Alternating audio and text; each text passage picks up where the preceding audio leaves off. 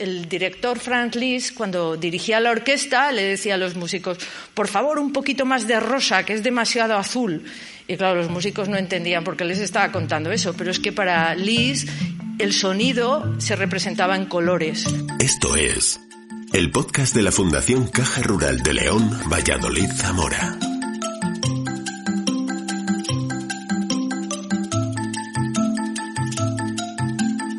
Escucha la carta, las conferencias, la voz de los premiados, el argumento del autor.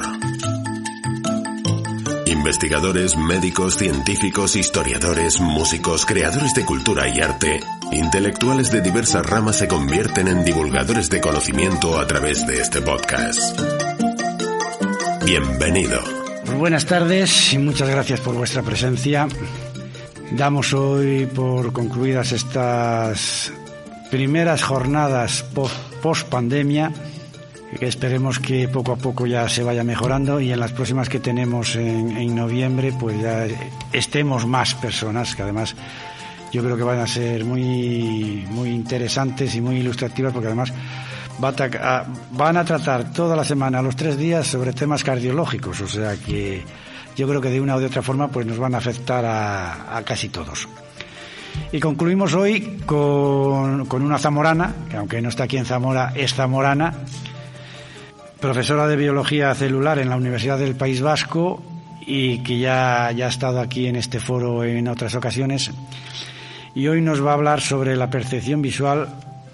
Y yo tengo una intriga de cómo ver con los ojos cerrados. Vamos a ver lo que nos cuenta la doctora Elena Vecino sobre este tema, que yo creo que es muy interesante y por lo menos seguro que algo aprendemos. Así que, Elena, cuando quieras.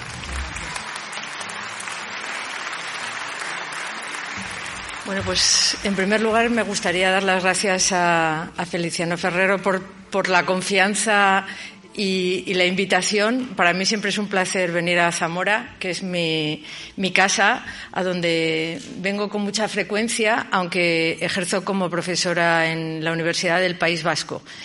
Y también les he de comentar que esta conferencia casi surgió en una visita que hizo Feliciano, tengo documento gráfico de ella, a Bilbao, a una exposición de fotografía científica que será con la que espero entre el 15 de enero y 15 de febrero la Fundación Caja Rural la va a patrocinar, la va a traer a Zamora.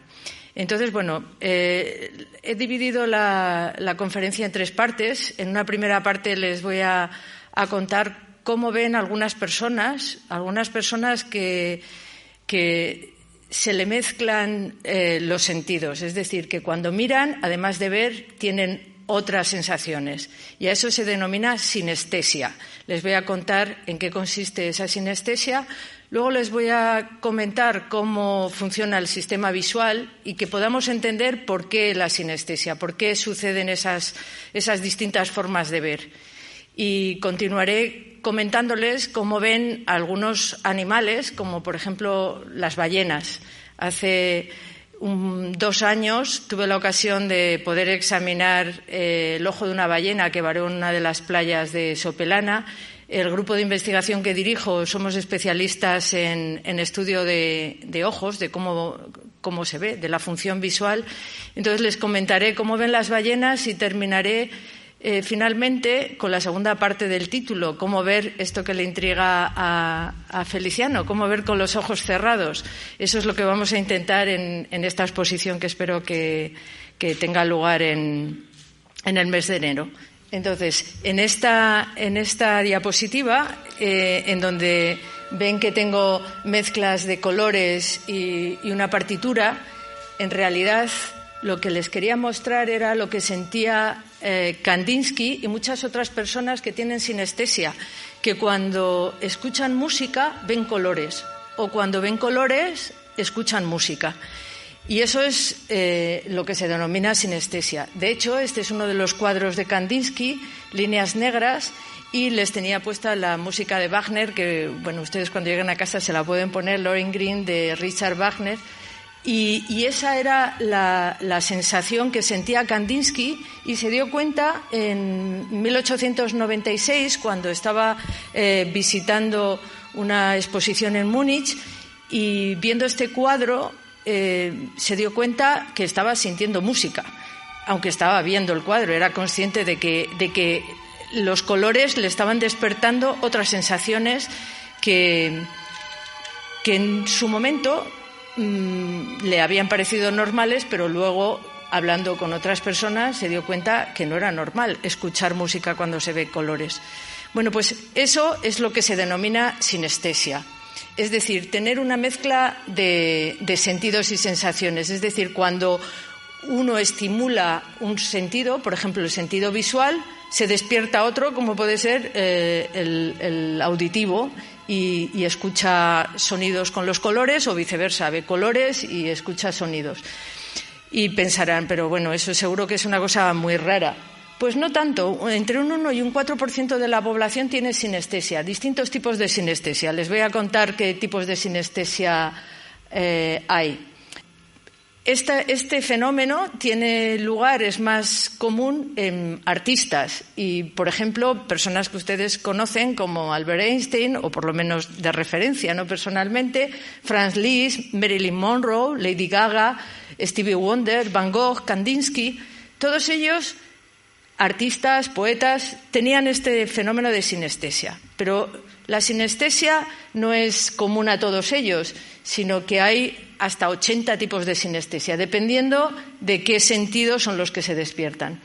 La sinestesia auditivo-visual es la más común, la cromestesia es la que les comentaba, y en este caso perciben colores cuando escuchan sonidos. Entonces, el director Franz Liszt, cuando dirigía la orquesta, le decía a los músicos, por favor, un poquito más de rosa, que es demasiado azul. Y claro, los músicos no entendían por qué les estaba contando eso, pero es que para Liszt el sonido se representaba en colores para él y la melodía tenía un color determinado que era el que intentaba conseguir con sus músicos. Es decir, que aunque esta auditivo-visual es la sinestesia más común, mezclar estos dos sentidos, hay otras que son, por ejemplo, la grafemacolor. Hay personas, y a lo mejor alguno de ustedes en la sala piensan que todo el mundo siente eso y no se ha dado cuenta que es sinestésico, y en realidad es sinestésico. Normalmente, cuando nos dicen un día de la semana, no lo vemos en color, o cuando vemos las letras, las vemos en blanco y negro, pensamos en ellas en blanco y negro. Pero hay personas que ciertas palabras tienen color. Los días de la semana, el lunes es azul, el martes verde, y entonces van haciendo esas asociaciones y lo ven como algo normal. Incluso hay personas que las palabras, los colores, los días de la semana o del mes, los ven distribuidos en el espacio. Por ejemplo, siempre que a alguien le hablan de un lunes, pues por ejemplo dice, sí, siempre está a mi izquierda el lunes, el martes de frente, el miércoles. Entonces, tienen una capacidad especial que es poder localizar en el espacio ciertas palabras o verlas de distintos colores. Y esta sinestesia se denomina grafemacolor. Hay otra que es la tacto-sabor, que no es tan común, pero también es posible. Hay personas que al tocar distintas superficies sienten sabores. Pues tocan el mármol y le sabe, por ejemplo, a limón. Entonces es una cosa simultánea, le sucede sin pensarlo. Y por eso les voy a decir algunas características para definir la sinestesia. Es un fenómeno involuntario, es decir, uno no puede decir, ay, quiero sentir sinestesia. Eso ya no es sinestesia. Te tiene que salir, como digo, de forma automática, sin ser provocada. Además, es estable en el tiempo, es decir, si uno ve que los lunes son de color amarillo, pues los lunes son amarillos siempre, durante toda tu vida el lunes es amarillo, no va cambiando con los meses, es decir, algo estable en el tiempo. Además, es emocional, es decir, realmente tienes la certeza de que eso te está pasando, o sea, es algo real. Y es unidireccional, es decir, si un número siempre lo ves de un color, siempre que ves el color no ves números, es decir, hay una dirección. En el sentido o lo que decíamos antes, si el mármol te sabe a limón, luego cuando pruebas algo con sabor a limón no notas mármol, es decir, es en una sola dirección. Además, es idiosincrásico, eso quiere decir que cada persona es sinestésica de una forma especial, es decir, que no todos los sinestésicos sienten lo mismo y ven lo mismo, sino que cada uno pues tiene esa asociación de colores y formas. Esto es importante cuando uno piensa en Kandinsky. No sé si han oído algunas veces que él decía que los triángulos, por ejemplo, eran de color amarillo. Bueno, pues el triángulo es amarillo para ti, que eres sinestésico, especialmente, pero los demás no siempre vemos los triángulos amarillos, o otros sinestésicos no necesariamente son así. Es decir, cada persona tiene su propio código. Además, es genérico. Sobre todo en el tacto-sabor, cuando perciben esa sensación, es una sensación un poco genérica, no es muy, o sea, no pueden decir es un sabor salado, es en general como salado, pero no perciben las cosas con la misma capacidad de percepción que, por ejemplo, el gusto, ¿no? O sea, que cuando estás probando algo, sino que al tocar algo te suena salado, genérico. Y además es mnemotécnico, y esto es muy interesante, porque las personas sinestésicas, además de, como hemos dicho, que muchos de ellos son artistas, lo que tienen es una memoria prodigiosa, porque claro, recuerdan las cosas no solamente con el recuerdo de la palabra, por ejemplo, o del número, sino que asociado a un color o a una situación en el espacio. No sé si han oído hablar de un británico que tenía capacidad para recordar 22.515 decimales del número pi. Normalmente todos sabemos que es 3, 14, 16, y ahí nos quedamos, pero 22.000. ¿Y qué le sucedía a este señor? Pues bueno, pues es que esta persona era sinestésica. Entonces, cada número para él tenía un color, y un tamaño. Entonces, se acordaba de los decimales por los colores, los tamaños, y es más, si le cambiaban el color o el tamaño, pues la capacidad de recordatorio es menor. Es decir, que fíjense todas las características que tiene la sinestesia. Y como digo, tiene ciertas ventajas, porque, por ejemplo, voy a hacer un test con ustedes. Si ven este cuadro, esta matriz, aquí hay varios 5 y varios 2. Pero si les digo, díganme cuántos 5 y cuántos 2 hay, tardan, tienen que estar buscándolos. Pero si fueran sinestésicos, lo verían así. Entonces podrían identificar enseguida que hay 6 2 y los demás todos son 5. O sea que un sinestésico tiene unas capacidades mucho más valiosas que... Es decir, con esto quiero comentarles que hay personas que ven diferente a como vemos nosotros. Por no decir que los colores, cada uno tenemos un código, pero igual mi rojo y su rojo es diferente. Nunca podremos comprobarlo porque yo no me puedo meter en su mente ni ustedes en la mía. Es decir, cada uno vemos diferente, pero además hay personas que tienen una complicación o una ventaja que es la sinestesia. Pero bueno, para entender por qué le sucede eso a algunas personas, no me queda más remedio que ir a ver cómo funciona el cerebro. Y les voy a dar unas pinceladas. No vamos a entrar porque, como bien saben, el cerebro es uno de los órganos más complejos, pero sí me gustaría dar unos toques del funcionamiento. Sabemos un poquito de cómo funciona el cerebro gracias a este señor, que parece bastante aburrido y además un poco marranete porque está muy sucio y está sucio porque ha estado haciendo tinciones. Este señor es don Santiago Ramón y Cajal, nuestro único premio Nobel en fisiología y medicina que ha hecho y ha desarrollado o que desarrolló su tarea investigadora en España. Es el primer selfie de la historia, además, porque él era muy aficionado a la fotografía y aquí tiene entre su mano derecha un disparador, se estaba haciendo su primer selfie. Como digo, estaba en su laboratorio y estaba tiñendo, y les voy a decir qué era lo que estaba tiñendo. Santiago Ramón y Cajal aprendió las técnicas y tinciones de este señor que está en el centro, que es el doctor Simarro, que era un psiquiatra y que es el considerado padre de la psicología en España. Bueno, pues este señor, por sus ideas políticas, tuvo que emigrar, se fue a París, y en París tuvo contacto con otros científicos que le enseñaron una técnica de tinción de plata, la tinción de plata, y en su laboratorio en Madrid enseñó a otros investigadores de la época, estamos hablando de finales de 1800, y esa imagen la reflejó muy bien en un cuadro Joaquín Sorolla. Este cuadro está en el Museo Sorolla de Madrid, donde se ven varios investigadores aprendiendo la técnica. Y uno de esos investigadores que aprendió la técnica de tinción de plata fue don Santiago Ramón y Cajal. La técnica se llama técnica de Golgi. Y este señor que hay aquí es Camillo Golgi, que era un investigador italiano que descubrió esta técnica casi por casualidad. Y este señor pensaba en esa época, y estaba seguro, que el sistema nervioso, el cerebro, estaba formado por una red continua, de tal forma que con sus tinciones, y aquí ven un dibujo hecho por Camillo Golgi, decía que era una maraña, entonces la explicación de por qué sucedían las cosas era difícil de entender dentro de esa maraña, de esa red. Don Santiago Ramón y Cajal aprende la técnica de Golgi en el laboratorio de Simarro, se pone a teñir él sus preparaciones, por eso estaba tan manchado, que es plata reducida, y se da cuenta que el sistema nervioso no es una red, que el sistema nervioso está formado por células individualizadas que se llaman neuronas.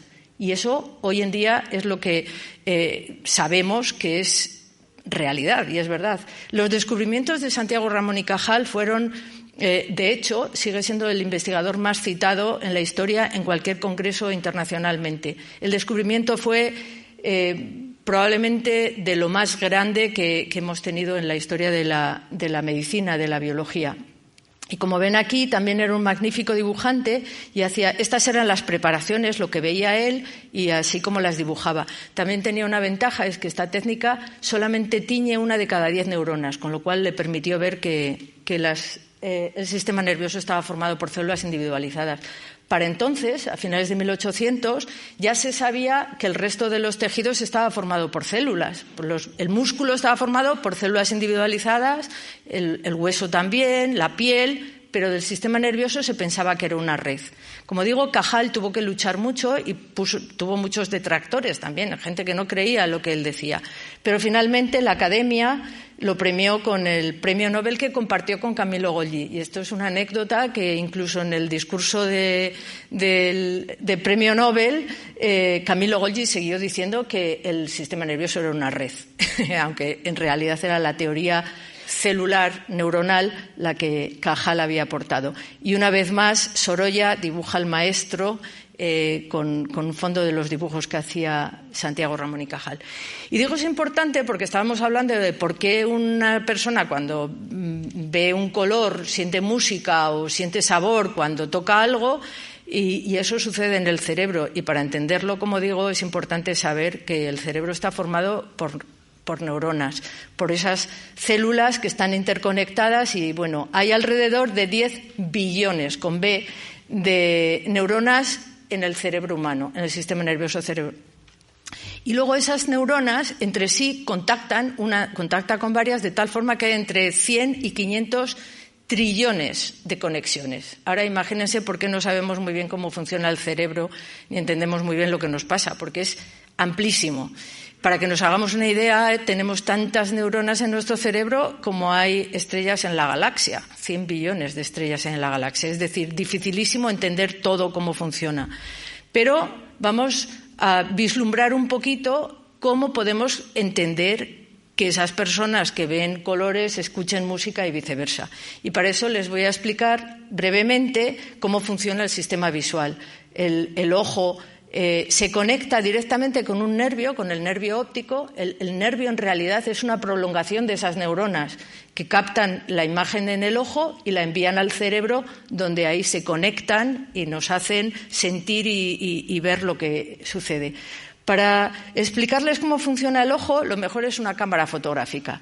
Por delante de todo está el objetivo, ¿vale? El objetivo en nuestro ojo sería la córnea, esta parte transparente que tenemos delante. Después tenemos el diafragma, lo que abre y cierra, que permite que entre más luz o menos luz, que en nuestro caso es el iris, lo que nos da el color al ojo, que cuando hay poca luz se cierra y cuando hay mucha luz, al contrario, cuando hay mucha luz se cierra para que no entre demasiada y cuando hay poca luz se abre para que entre el iris. Detrás está la lente, que es el cristalino. Ustedes habrán oído hablar de las cataratas, ¿no? Pues la catarata en realidad lo que es que esta lente se opacifica, se mancha, se opacifica y no permite entrar la luz. Entonces la operación de catarata simplemente es cambiar esta lente por otra lente más transparente. Y finalmente está la retina, que es la película. Ahora los jóvenes no saben lo que es una película fotográfica porque todo es fotografía digital. Pero en la parte de atrás lo que se impactaba de lo que se veía delante era la película. Y esa es la retina. ¿Y qué es lo que sucede en la retina? Pues en la retina hay muchas neuronas, esas que descubrió Cajal, pero neuronas especializadas. Unas neuronas están especializadas en captar el color. Se llaman fotorreceptores, conos y bastones. Y otras células están especializadas en enviar el mensaje desde la retina hasta el cerebro, por ese axón que le comentaba antes, esa prolongación. Las células especializadas en el color, los conos, son de 3 tipos en el caso de los humanos. Y como bien saben, los colores primarios, el rojo, el verde y el azul, cuando se mezclan, producen el resto de los colores. Pues lo mismo nos sucede con nuestros conos. Nosotros tenemos conos rojos, azules y verdes. Bueno, hay personas que tienen alteraciones en los conos y, por ejemplo, son daltónicas porque no ven bien los colores o pueden tener retinosis pigmentaria porque esos fotorreceptores pues se le han muerto, no tienen fotorreceptores adecuados. Pero lo normal es que uno capta la luz, tienen esos receptores que captan distintas longitudes de onda y mandan el mensaje a través de esos axones al cerebro. Y en el cerebro hacen varias escalas en distintas partes, dependiendo de, como vamos a ver, dónde se vaya a procesar la información. Lo normal es el corte visual en la parte de atrás, que se denomina cortes visual primario, y del cortes visual va a pasar a distintas otras conexiones. Pero muy cerquita del cortes visual ven que está la parte correspondiente al color y parte muy cercana a las zonas básicas. E incluso cerca del cortes visual está la parte del cerebro que responde a los números y las grafemas y las palabras. En realidad, lo que está pasando en el cerebro, en esas personas que ven cosas, es que cuando el mensaje del ojo llega al cortes visual, probablemente haga una sinapsis, una conexión en una zona que normalmente no tiene esa conexión. Y eso es lo que le produce el cruce de sensaciones, lo que estamos hablando antes, que es la sinestesia, que aunque llegue impacto luminoso, sin embargo, la palabra aparece con color o el color aparece con sabor, entonces tienen esas mezclas. He de decir que parece ser que los niños, los recién nacidos, son sinestésicos, es decir, no saben distinguir muy bien los sabores de los olores. Parece que la sinestesia comienza al principio y luego, a medida que vamos madurando, se va refinando el cerebro y cada sentido ocupa su parte en el cerebro, excepto algunas ocasiones, como estamos viendo en los sinestésicos, en los que los cruzamientos continúan ahí. ¿Y cómo sabe uno si realmente es esa parte del cerebro la que se activa u otra? Bueno, pues hay técnicas de imagen muy sofisticadas que tenemos ahora, que Cajal no tenía, pero Cajal siempre tenía razón en todo lo que decía e intuía. Entonces, lo que estábamos diciendo es que hay una técnica que se llama resonancia magnética funcional, que a las personas se les mete en los tubos de resonancia, se les exponen a imágenes y se registra qué parte del cerebro, estas que ven aquí en color amarillo, rojo, son las partes que están activas. Se está consumiendo glucosa y se marca de color. Es decir, que como ven, las partes del cortes visual son las que están activadas si se ponen imágenes, si se pusieran sonidos sería otra parte, y se ve que en las personas sinestésicas hay varias partes del cerebro que están activas, aunque solamente se le ponga un estímulo visual y responden con otras sensaciones.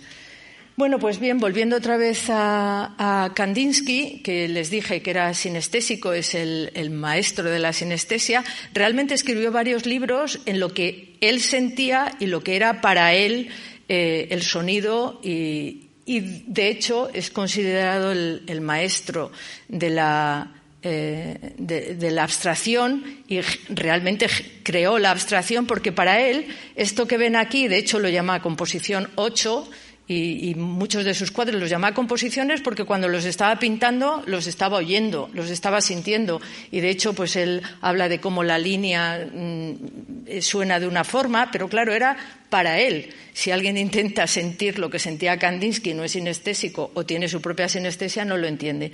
Bueno, les recomiendo que si alguien está interesado en la sinestesia, tuve la ocasión de ser invitada en el Museo Guggenheim y de una conferencia que se llama Arte, Ciencia y Sinestesia. Entonces, si meten en YouTube Arte, Ciencia y Sinestesia, podrán escuchar un poquito más en profundidad en qué consiste la sinestesia.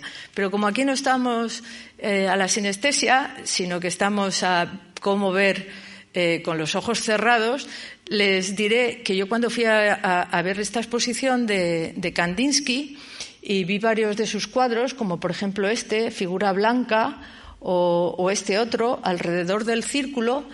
Yo no soy sinestésica, o al menos de las sinestesias que he estudiado, pero sin embargo yo cuando estaba viendo este cuadro lo primero que estaba viendo ahí es un ojo.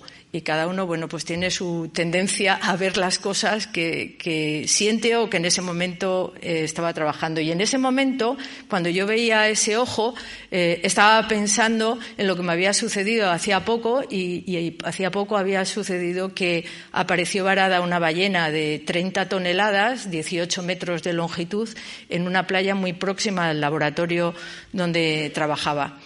Y lo primero que pensé cuando vi que había una ballena varada es pensar cómo ven las ballenas, cómo será el ojo de la ballena y qué tendrá de diferente a lo que nosotros estamos estudiando. Así es que, bueno, como digo, el grupo de investigación que dirijo en la Universidad del País Vasco está formado por oftalmólogos de distintos campos y especialidades y biólogos, bioquímicos, biotecnólogos y, bueno, pues todos ellos, como digo, estamos en un intento de entender cómo, por qué suceden ciertas enfermedades e intentar curarlas, claro. Y una de ellas en la que trabajamos es el glaucoma. El glaucoma es la primera causa de ceguera.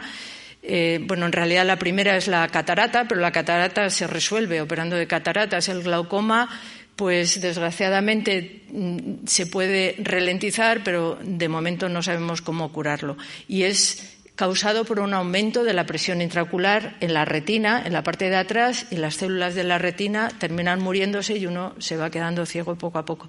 Y yo lo primero que pensé cuando vi la ballena dije, bueno, ¿y cómo se las apaña un animal de esas dimensiones con la presión corporal que tiene y sobre todo porque está viviendo en unas profundidades? Muchas veces las ballenas pueden bajar hasta 1 kilómetro de 1000 metros de profundidad y ahí hay muchísima presión. Digo, ¿cómo controlan la presión las ballenas? Bueno, pues gracias a que teníamos el laboratorio montado y muy cerca, pudimos entrar dentro del ojo de las ballenas y estudiarlo. Y una de las características que vimos, aparte del tamaño, el peso del ojo de la ballena es de 1 kilo, o sea, es de un tamaño 13 centímetros de diámetro y comparado con el ojo humano, que es aproximadamente 2 centímetros, como ven, la cantidad, y lo señalo aquí en color verde, alrededor de la retina hay una especie de cofre de hueso que va a proteger la retina, cosa que nosotros no tenemos en nuestros ojos, como saben, tienen una cierta dureza, pero no llega a tener esa protección. O sea que lo primero que vimos es que las ballenas han desarrollado a lo largo de la evolución un sistema para protegerse de esa presión. Y la otra cosa sorprendente, y ahora les comentaré algunos de los resultados, es que la distancia que tiene que recorrer los axones, esas proyecciones desde el ojo hasta el cerebro, son de metros, mientras que nosotros en 10 centímetros desde el ojo al cerebro pues llega. ¿Qué es lo que hace que las ballenas, el mensaje pueda llegar del ojo al cerebro con esa distancia tan larga? Y la otra cosa que nos interesaba ver era con respecto a la retina, los colores, cómo ven las ballenas. Como digo, técnicamente en nuestro laboratorio lo que hacemos son secciones histológicas, cortes muy finitos, miramos al microscopio, tanto de fluorescencia como microscopía electrónica, y lo que vimos es que de estos 3 conos, de estas 3 neuronas especializadas, en el caso de las ballenas, no estaban presentes. Es decir, las ballenas no ven en color. Tienen bastones, pero no tienen conos. Y también es explicable, si se sabe el ecosistema en el que viven, a estas profundidades, como les decía, pueden llegar a profundidades de hasta 1000 metros. Ahí la luz no llega y el color tampoco se podría ver, aunque tuvieran conos. Pero bueno, evolutivamente han desarrollado que se han quedado sin conos. Sin embargo, y hemos podido descubrir este tipo de células, de neuronas, que se llaman melanopsínicas, que tienen capacidad de captar las mínimas cantidades de luz. Y esas son las que controlan los ritmos circadianos. Se sabía que algo tenía que estar sucediendo en personas con, por ejemplo, retinosis pigmentaria, que no tienen fotorreceptores, o personas ciegas de nacimiento, que sin poder ver, sin embargo, saben cuándo es de día y cuándo es de noche. Y saben cuándo es de día y cuándo es de noche porque tienen este tipo de células, las melanopsínicas. Bueno, pues las ballenas las tienen muy bien desarrolladas, con lo cual no ven en color, pero tienen capacidad de saber si hay algo de luz o oscuridad, es decir, saben las alturas, las profundidades a las que están navegando. Pero además, como les había comentado, la distancia que tiene que recorrer el mensaje en las ballenas desde el ojo al cerebro es de metros, frente a los pocos centímetros que tiene en el ojo. Entonces, cuando en humanos, cuando estudiamos estas células, las células que envían el mensaje del ojo al cerebro, vimos que eran grandísimas, son aproximadamente del doble del tamaño de las del humano. Bueno, en realidad la ballena pesa 30 toneladas frente a, 70 kilos de un humano, tendría que ser muchísimo más grandes, pero en realidad no hay un control del tamaño en las células. El caso es que son grandes, pero hay muy pocas. Y los axones, esos cables que conducen, son, si comparamos con los del cerdo, que son muy parecidos a los del humano, son grandísimos, son muy, muy gruesos. Es decir, envían el mensaje, pero con poca resolución. Es decir, no son capaces de percibir las cosas con tanta resolución, con tanta finura como las vemos nosotros. Y el otro aspecto que hemos estado estudiando es ver si ponemos en contacto células, neuronas de la ballena de otros animales. Las ratas son los animales más utilizados en el laboratorio. Lo que pudimos ver es que si una neurona, una célula que conduce el mensaje del ojo al cerebro de rata, crece ese poquito, esa manchita blanca que ven aquí, en realidad, cuando se pone en contacto con células de la ballena, aumenta la extensión de los axones muchísimo. Es decir, ahora mismo lo que estamos haciendo es estudiando qué es lo que hace que una neurona pueda ser capaz de regenerar. Esto es muy interesante porque, como saben, hay lesiones medulares e incluso lesiones en el nervio óptico en mamíferos, y las ballenas son mamíferos, no somos capaces de regenerar. Y, sin embargo, con algo, que es lo que estamos trabajando y estudiando ahora, algo que tienen las neuronas de las ballenas o las células de la retina de la ballena, van a facilitar esa regeneración. Estamos en ese punto de la investigación. Pero además, queríamos mirar en profundidad, en detalle, esas células, y utilizamos esto que es un microscopio electrónico de barrido. Los microscopios electrónicos de barrido nos dan una resolución de la morfología de las células altísima. Entonces, cuando miramos a microscopía electrónica de barrido la retina de la ballena, nos encontramos imágenes de estas. La ven en blanco y negro porque el microscopio funciona con electrones, no con luz, y entonces las imágenes se ven en blanco y negro. Y yo, cuando estaba viendo esto, lo primero que pensé fue en intentar darle color, a lo que me ayudó mi hijo, a darle color a esas fotos de blanco y negro para poder explicar mejor cómo son las retinas de la ballena. Ven estos vasos que son gigantescos. Dense cuenta que también las ballenas pueden estar hasta 15 minutos sin respirar. cuando están bajo el agua. Y, sin embargo, las neuronas no se mueren. A nosotros un ictus de poco tiempo nos mata a las neuronas y, sin embargo, ellas tienen la capacidad de, sin poder respirar, sin respirar tanto tiempo, mantener. Tienen un metabolismo diferente y una vascularización, como ven, grandísima. Esta fotografía la enviamos al ganó el concurso de Neuroarte de la Sociedad Española de Neurociencias y la revista Scientific American la seleccionó como una de las fotografías más impactantes en el año 2020. Así es que estamos muy contentas con esta fotografía. Esta fotografía y otras 16 más son lo que constituyen la exposición que, con un poco de suerte, si no retomamos pandemia, que ojalá no, vendrá a Zamora. Vendrá a Zamora patrocinada por la Fundación Caja Rural. Y les diré que de lo que hemos aprendido en estos años del estudio de la ballena, lo que sabemos es que para las ballenas el mar no es azul, lo ven en blanco y negro y además con bajísima resolución. Y precisamente por lo mal que ven las ballenas y por lo que habíamos aprendido de ellas, lo que pensé es que mostrar al público que había mostrado tanto interés en cómo veían las ballenas, esas fotografías que les he enseñado, esa de la retina y otras más, me planteé hacer una exposición fotográfica de fotografías científicas y eso lo hicimos pues justo antes de que tuviéramos la pandemia. Fue en el mes de febrero del 2020 en una sala de exposiciones en Bilbao, como ven, muy cerquita del Guggenheim, ahí está el Guggenheim, y lo que hicimos fue adaptarla totalmente a personas con baja visión o incluso a invidentes. Tuvimos la honorable visita de don Feliciano Ferrero, entre otros zamoranos, que fueron a visitar la exposición y, como digo, intentaremos trasladarla con los espacios de los que dispongamos aquí. Una de las cosas que pretendía es que las personas que no pueden ver pudieran apreciar la grandeza de las ballenas. Así es que hice un dibujo de un tamaño de 18 metros, es decir, a tamaño real, con una textura, una lona que tenía la textura de la piel de la ballena. Yo quería que la gente sintiera lo que yo sentí cuando estuve allí en la playa recogiendo el ojo. Como ven, en el suelo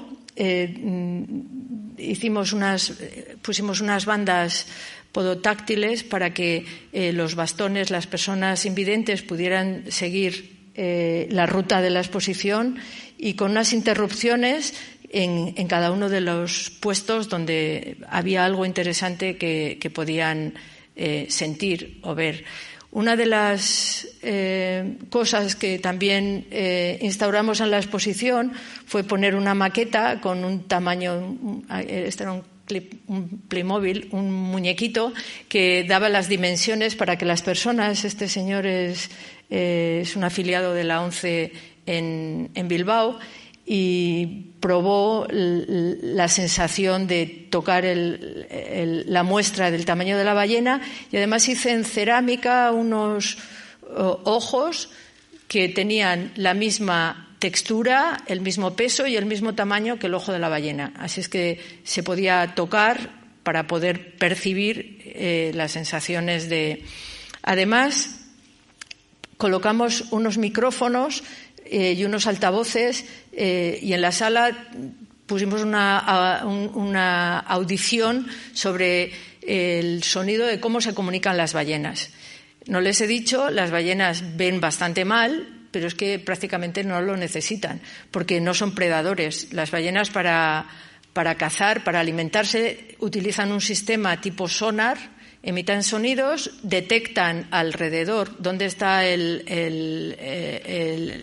plancton, es decir, lo que van a ellos a comer, y abren la boca e ingieren 4 toneladas de agua que luego filtran. Es decir, al no ser predadores tampoco necesitan saber y tampoco necesitan defenderse de nadie porque son los mamíferos más grandes del planeta.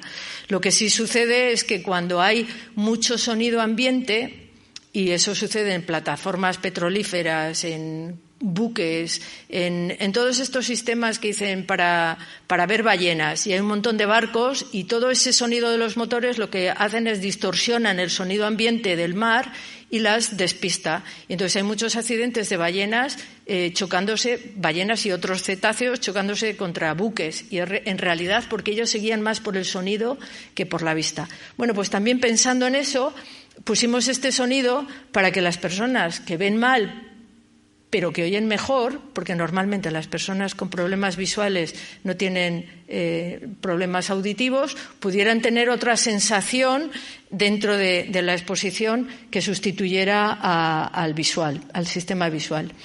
Y como ven, además, por supuesto, no pueden ver los cuadros, aunque hay ciertas personas que tienen baja visión. Entonces tenemos que saber que entre las personas que vemos bien y las personas que no ven hay un margen de personas que tienen distintos problemas, degeneración macular asociada a la edad o miopía magna o muchas otras patologías que ven mal, y por eso hemos puesto o dispondremos los cuadros a una altura que la puedan ver bien. Las letras es otra de las cosas, ¿no? En muchas exposiciones las letras son pequeñísimas.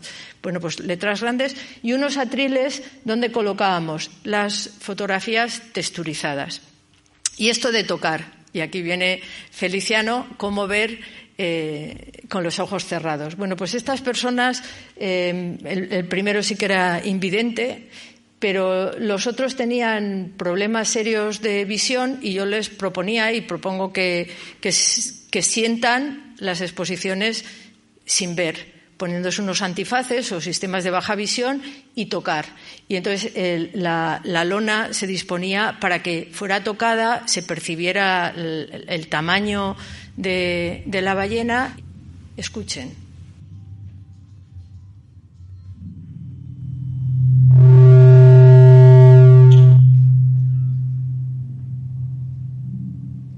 ¿Qué es? El sonido normal de las ballenas está a unos decibelios que nosotros no los podemos percibir. Y aquí conté con la ayuda de un profesor de la Facultad de Bellas Artes, Miquel Arce, el doctor Miquel Arce, que hizo esa conversión para que pudiera ser percibido para el oído humano. Bueno, este visitante que se brindó a ponerse el cono de baja visión, el cono es un dispositivo que ideamos nosotros para que las personas fueran capaces de sentir lo que es tener baja visión y ver solamente como un conito en el centro, un círculo. Además, pudo percibir el tamaño alrededor del ojo, lo teníamos texturizado para que se pudiera sentir el tamaño y la distancia. Bueno, ahora volvemos.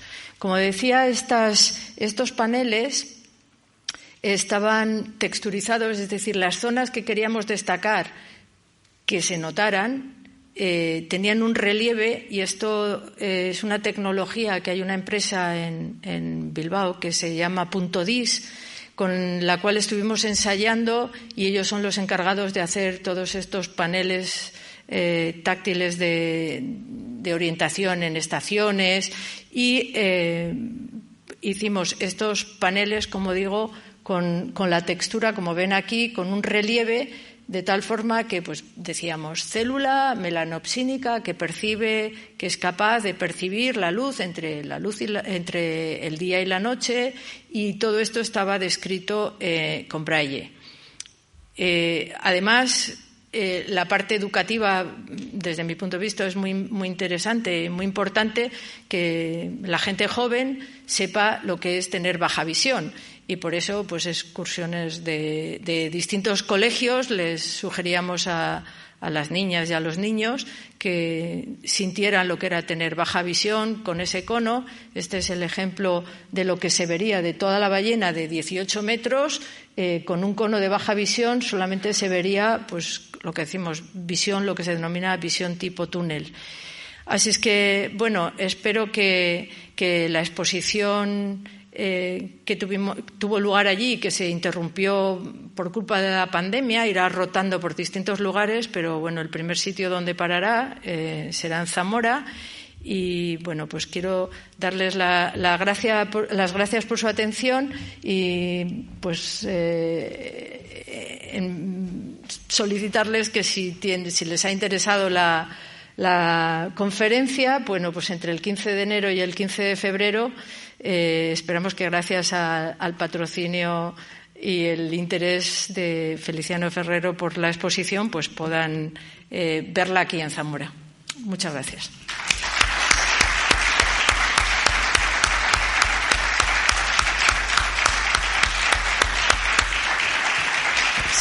Se me ha pasado de decirles, este dispositivo que tiene la ballena, que es como un ojo y pone tengo baja visión.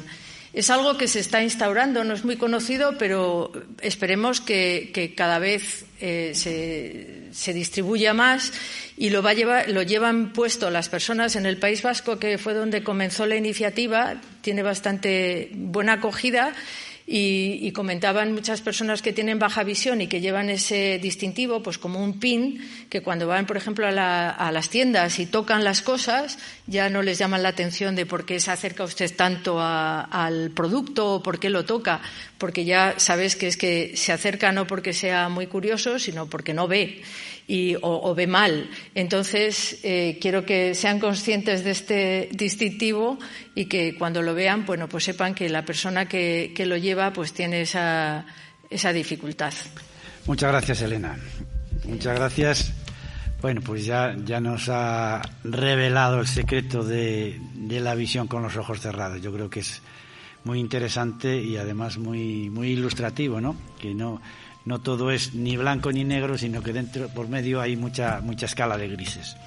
Y recordar a todos nuestros oyentes que volvemos el 23, 24, 25 de noviembre con 3 temas relacionados con el corazón, con el tema cardíaco.